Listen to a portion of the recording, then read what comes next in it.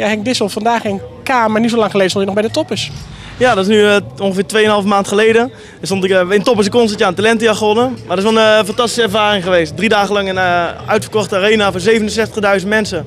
En dan ook nog 20 minuten lang mogen zingen, dus ja, heel bijzonder. Ja, dus ze noemden het eigenlijk de halftime show, dat was zeg maar, in de pauze was dat. En dan mochten wij 20 minuten lang het programma opvullen.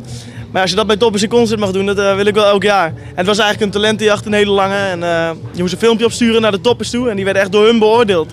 En ik heb toen een liedje opgestuurd, een Chain Melody. En ja, die vonden ze heel goed, dus toen ben ik uitgekozen bij de beste 10.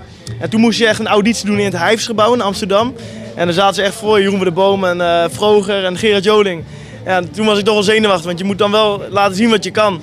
Maar dat is ook gelukt en ik ging uiteindelijk, ja, mocht ik in de arena zingen. Ik stond eigenlijk alleen met bekenden. Ja, John Wesley natuurlijk mee en ja, Pascal Redeker, Sascha Brouwers, Edwin van der Tolen. Dus ja, het zijn allemaal grote namen natuurlijk. En, voor mij was het heel leuk om mee te zingen samen. We moesten echt de bekende liedjes doen, dus 's nachts na 2. En dat is niet je eigen liedje, dat vond ik wel erg jammer. Maar ja, die liedjes die hun hadden uitgezocht, 's nachts na 2 in de woonboot, ja, het hele stadion zong dat mee. Dus dat hebben ze eigenlijk wel goed gezien achteraf.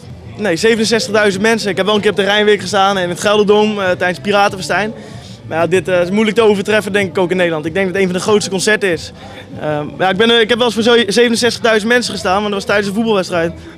Dus ook op de tribune.